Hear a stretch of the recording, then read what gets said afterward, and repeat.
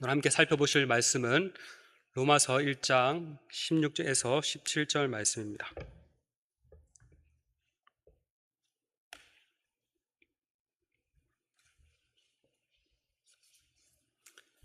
로마서 1장 16에서 17절 짧은 말씀인데 한 목소리로 읽으시겠습니다. 내가 복음을 부끄러워하지 아니하노니 이 복음은 모든 믿는 자에게 구원을 주시는 하나님의 능력이 됨이라. 먼저는 유대인에게요 그리고 헬라인에게로다. 복음에는 하나님의 의가 나타나서 믿음으로 믿음에 이르게 하나니 기록된 바 오직 의인은 믿음으로 말미암아 살리라 함과 같으니라. 아멘. 오늘은 내가 자랑하는 복음이라는 제목으로 하나님 말씀 살펴보겠습니다. 우리가 살아가며 진지하게 고민하고 알아야 할 두 가지 사실이 있습니다. 그것은 바로 우리가 어떠한 존재인지에 관한 것과 하나님이 어떤 분인지에 관한 것입니다. 그래서 종교개혁자 장 칼뱅 또한 참되고 건전한 지혜는 바로 하나님을 아는 지식과 우리 자신을 아는 지식이라고 말을 하였습니다. 이 두 가지 지식은 긴밀하게 연결되어 있어서 어느 것이 먼저고 어느 것이 뒤에 따라오는지 분간하기 쉽지 않다고 말을 합니다.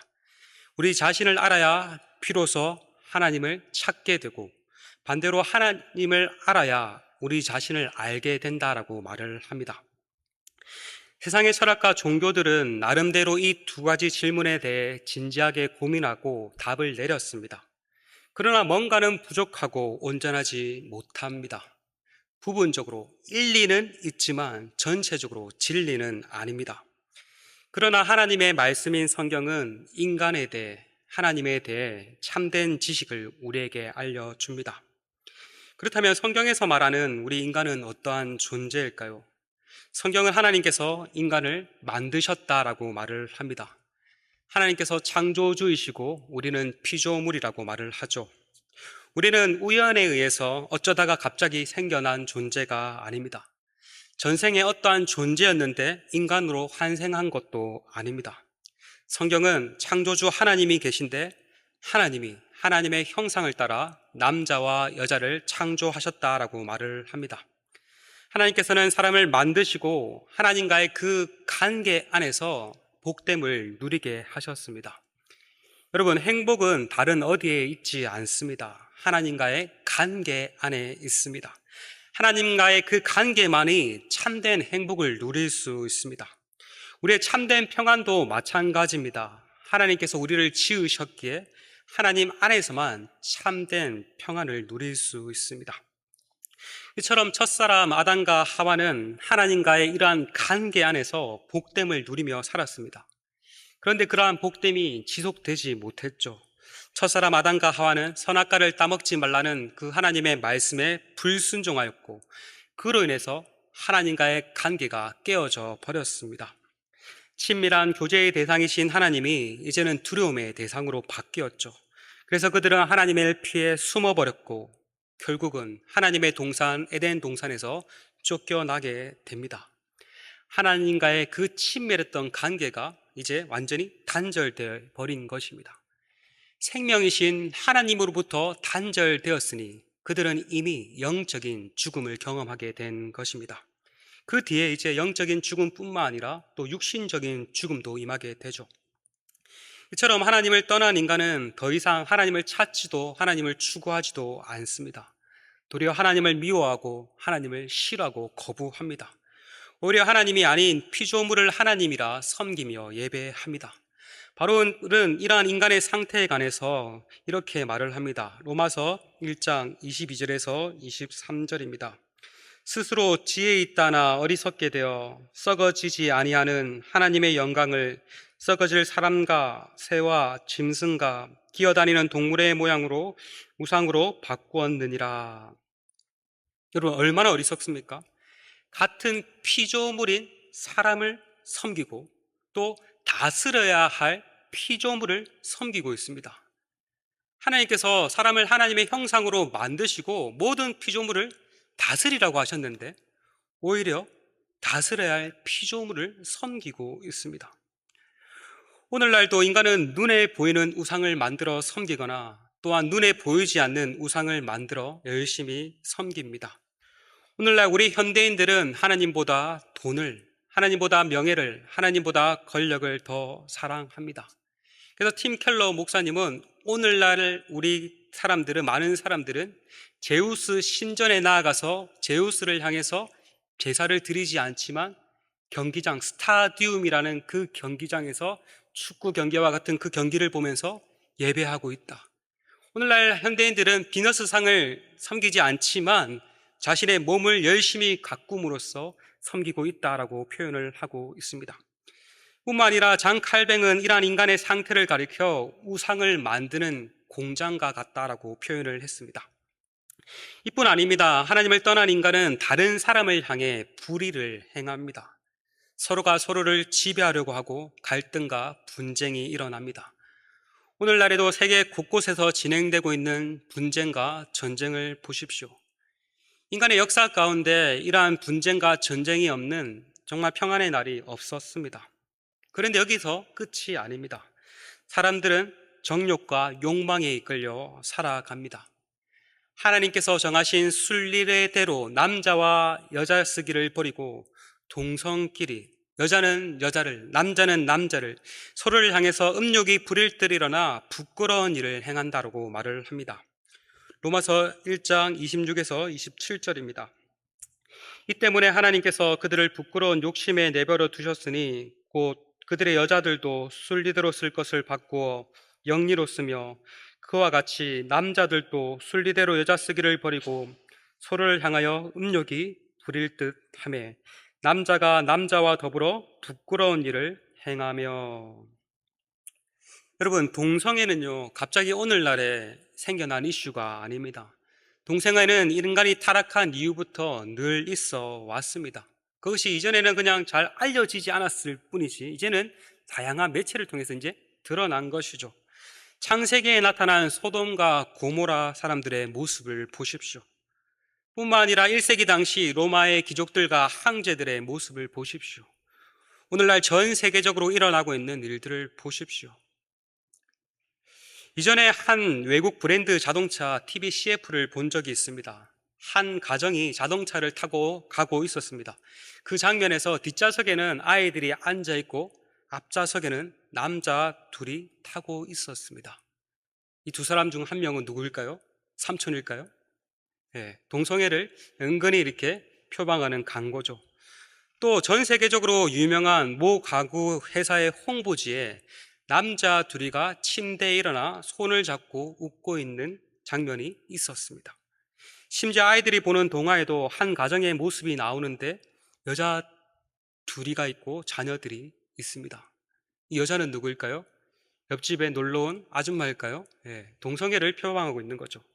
성경은 하나님을 떠난 인간의 실체가 이와 같다라고 말을 합니다. 하나님을 향해서도 변형이 일어나고 서로를 향해서도 변형이 일어났다고 말을 합니다. 이 외에도 하나님을 떠난 인간은 이와 같다라고 말을 합니다. 로마서 1장 28절에서 32절입니다. 또한 그들의 마음에 하나님 두기를 싫어하며 하나님께서 그들을 상실한 마음대로 내버려 두사 합당하지 못한 일을 하게 하셨으니 곧 모든 불의, 추악, 탐욕, 악의가 가득한 자요, 시기, 살인, 분쟁, 사기, 악독이 가득한 자요, 수근수근하는 자요, 비방하는 자요, 하나님께서 미워하시는 자요, 능욕하는 자요, 교만한 자요, 자랑하는 자요, 악을 도모한 자요, 부모를 거역하는 자요, 우매한 자요, 배악하는 자요, 무정한 자요, 무자비한 자라. 그들이 이 같은 일을 행하는 자를 사형에 처한다고 하나님께서 정하심을 알고도 자기만 행할 뿐만 아니라 또한 그러한 일을 행하는 자를 옳다 하느니라.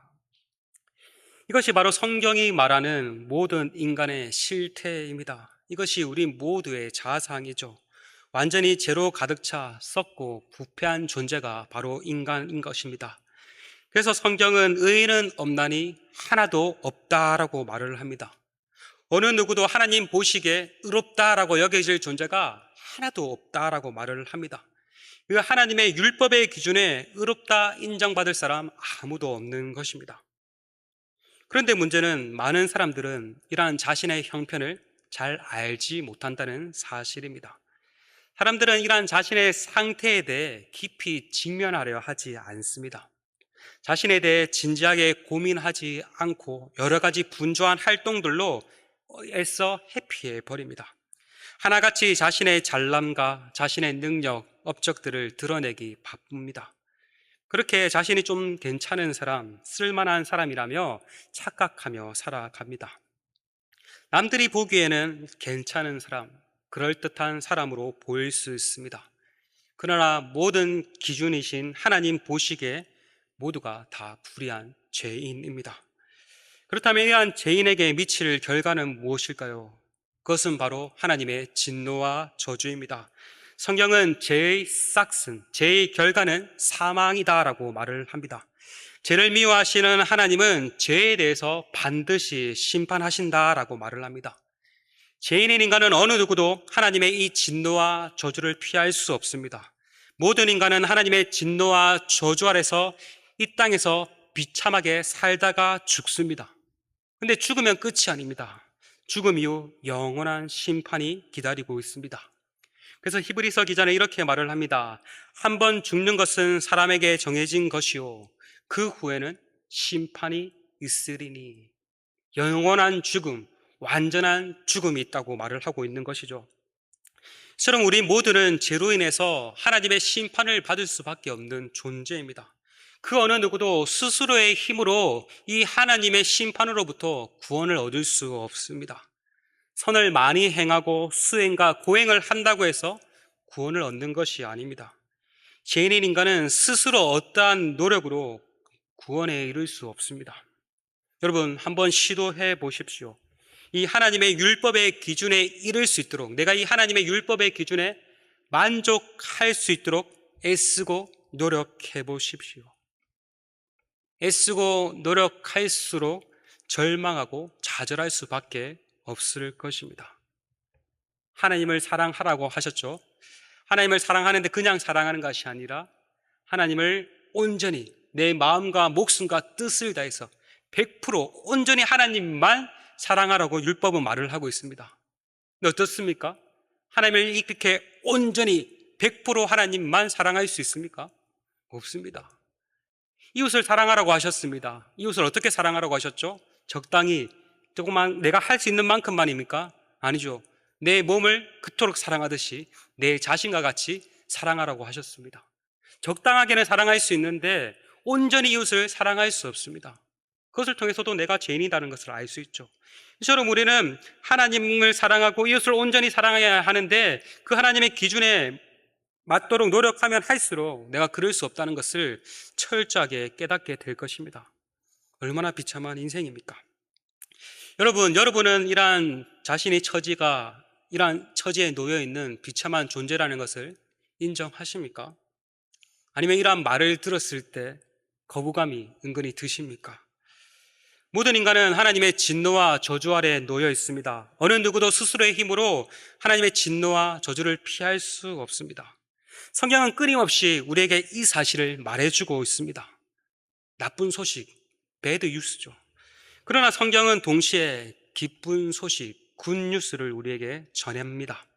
그것은 바로 하나님께서 이러한 비참에 빠진 인류를 구원하기 위해 그리스도를 통해서 놀라운 일을 행하셨다는 사실입니다. 이것이 바로 기쁜 소식, 복음인 것이죠.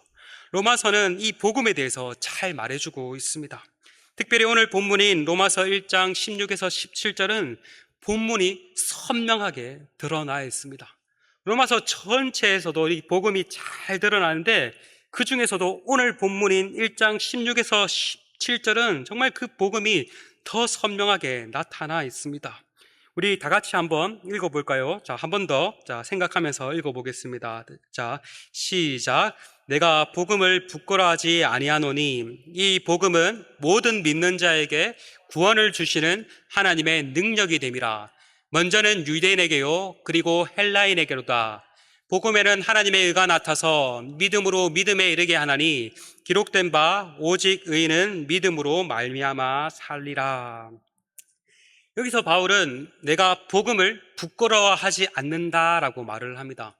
그것은 다른 말로 말하면 내가 복음을 자랑한다라고도 할 수 있습니다. 오늘 설교의 제목이죠.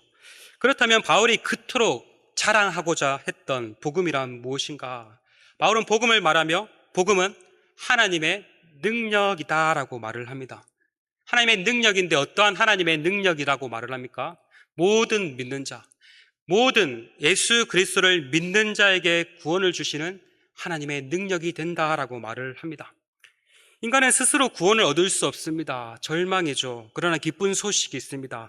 복음은 하나님께서 그리스도를 믿는 자에게 구원을 주시는 능력이다라고 말을 합니다. 우리는 어떤 일을 행하고 그에 대한 대가로 무언가를 얻는데 익숙합니다. 어떤 일을 하고 받는 것은 익숙하죠. 그러나 복음은 우리 편에서는 아무것도 할 필요가 없다. 이미 그리스도께서 다 행하셨다. 우리 편에서 할 일은 믿음으로 그것을 받는 거다라고 말을 합니다. 믿으면 산다라고 말을 합니다. 우리는 죄로 인해서 하나님의 진노와 저주를 받을 수밖에 없었습니다. 그러나 하나님은 예수님을 이 땅에 보내어 주셨습니다.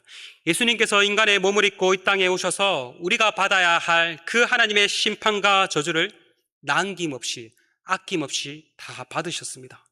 죄가 없으신 예수님께서 죄인인 우리가 받아야 할 그 하나님의 심판을 다 받으셨습니다. 우리의 모든 죄값이 예수 그리스도의 그 십자가에서 이미 다 지불된 것입니다. 뿐만 아니라 예수님은 하나님의 뜻에 완전히 순종하셨습니다. 그리함으로 하나님으로부터 의로움의 상을 획득하셨습니다. 그런데 예수님께서 자신이 받으신 그 의를 우리에게 거저 주셨습니다. 우리가 예수님을 믿을 때 놀라운 교환이 일어납니다. 죄인인 내가 받아야 할 그 심판이 예수님께 돌려지고 예수님께서 율법을 온전히 순종하심으로써 받으실 그 의가 우리에게 돌려집니다. 쉽게 말하면 우리가 입고 있는 누더기와 같은 그 죄의 옷을 예수님께서 벗기사 스스로 입으시고 예수님께서 입고 있으신 그 의의 옷을 우리에게 입혀주신 것입니다. 예수님은 우리가 살아야 할 삶, 죄 없는 삶을 사셨고 우리가 죽어야 할 마땅한 죽음을 대신 당하셨습니다. 예수님을 믿음으로 예수님께 속한 모든 것이 다 우리의 것이 되었습니다. 이것이 바로 기쁜 소식, 복음인 것입니다. 여러분, 우리는 뭔가를 열심히 행함으로 구원을 얻는 것이 아닙니다. 오직 하나님의 아들이신 예수 그리스도를 믿음으로 구원을 얻습니다. 죄인인 우리가 구원을 얻기 위해 필요한 것은 오직 예수 그리스도를 믿는 믿음입니다. 그런데 여러분, 이 믿음이라고 했을 때 이 믿음 또한 내가 뭐 어떤 믿음, 내 행위가 또 이렇게 개입되는 것이 아닙니다. 성경은 믿음 또한 하나님께서 주시는 선물이다라고 말을 합니다. 내가 아무리 믿습니다 하고 열심히 믿고 싶다고 애를 쓴다고 해서 이것이 믿어지는 것이 아닙니다. 하나님께서 선물로 주실 때 가능합니다. 성령께서 우리 마음 가운데 역사하사 믿음을 불러일으켜 주실 때 가능합니다. 그러므로 우리의 구원은 전적인 하나님의 은혜인 거죠. 그래서 바울은 에베소서 2장 8절에서 이렇게 말을 했습니다. 너희는 은혜에 의하여 믿음으로 말미암아 구원을 받았으니 이것은 너에게서 난 것이 아니요 하나님의 선물이라. 이처럼 우리의 구원은 오직 하나님의 은혜로 말미암습니다. 이어서 오늘 본문을 보면 또 바울은 17절에서 복음에 대해서 좀 더 설명을 합니다. 복음 안에 하나님의 의가 나타났다라고 말을 합니다. 여기서 말을 하는 하나님의 의란 앞서 16절에서 나온 하나님의 능력과 마찬가지로 구원과 관련된 의를 가리킵니다. 종교개혁자 마틴 루터는 여기서 말하는 하나님의 의를 착각했습니다. 여기서 말하는 하나님의 의는 죄인을 심판하시는 하나님의 그 공의라고 생각했습니다. 그래서 루터는 1장 17절을 무척이나 싫어했다고 합니다. 그러나 이 구절과 씨름하면서 놀라운 깨달음을 얻게 됩니다. 여기서 말하는 하나님의 의란 죄인을 심판하시는 하나님의 의가 아니라 죄인을 구원하시는 하나님의 의라는 사실을 깨닫습니다. 즉 복음에 하나님의 의가 나타났다라는 말이 다름이 아니라 그 뒤에 나오는 오직 의인은 믿음으로 말미암아 산다는 말씀과 같은 말씀임을 깨닫게 됩니다. 하나님 앞에서 인간이 의롭게 되는 것은 하나님이 제공하시는 의신 예수 그리스도를 믿음으로 붙잡는 것임을 깨닫게 된 것입니다. 그 사실을 깨닫게 된 루터는 새로 태어난 기분이 들었고 활짝 열린 천국으로 들어가는 것 같았다고 고백을 했습니다. 이 말씀이 루터를 거듭나게 하였고 종교개혁의 불씨를 지피게 하였습니다. 우리의 의로움은 우리의 어떤 의로운 행위로 의해 획득되어지는 것이 아닙니다. 오직 하나님의 아들 예수 그리스도를 믿는 그 믿음에 의해 주어집니다. 예수 그리스도를 믿는 자를 의롭다 여김을 받고 구원을 얻는다는 것이 바로 복음인 것입니다. 바울은 자신이 이 복음을 깊이 경험하였고 그 복음을 부끄러워하지 아니하고 당당하게 자랑하고자 했습니다. 바울은 특별히 로마에 가고자 했는데 로마에 가서도 이 복음을 자랑하고자 했던 것입니다. 여러분, 우리가 다른 이들에게 줄 수 있는 최고의 선물은 무엇일까요? 그것은 바로 복음일 것입니다. 그러기 위해서는 우리가 먼저 복음을 맛보고 복음을 깊이 경험해야 합니다.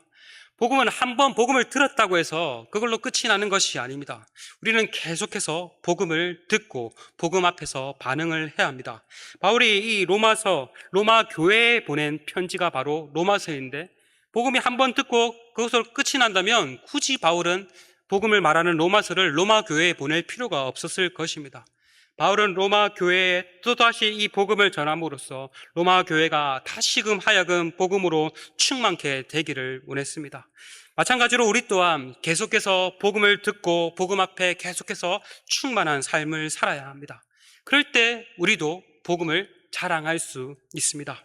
끝으로 여러분에게 두 권의 책을 추천하고 마치고자 합니다. 설교할 때 책을 추천을 제가 처음 해보는 것 같은데 거의 처음인가 두 번째인가 모르겠는데 아무튼 첫 번째 책은 이 마틴 로이드 존스 목사님의 내가 자랑하는 복음입니다. 오늘 설교 제목을 이 책 제목에서 나왔습니다. 이 책은 디모데후서 1장 12절 단 한 절을 가지고 무려 11편을 설교한 책입니다. 한 절을 가지고 한 권의 책이 나왔습니다.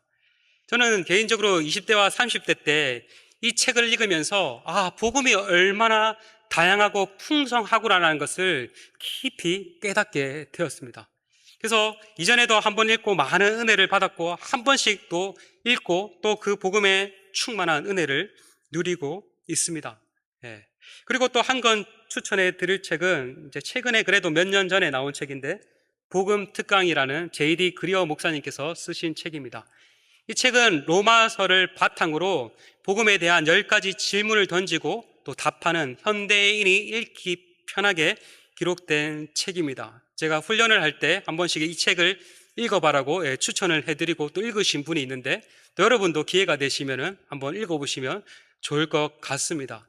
개인적으로 수요 예배에 나온 여러분에게 이 두 권의 책을 다 선물해주고 싶은 마음은 있지만 마음은 원이로되 비용이 너무 비싸기 때문에 여러분 개인적으로 사보시면 좋을 것 같습니다. 개인적으로 대가를 지불해야지 더 열심히 읽게 되죠.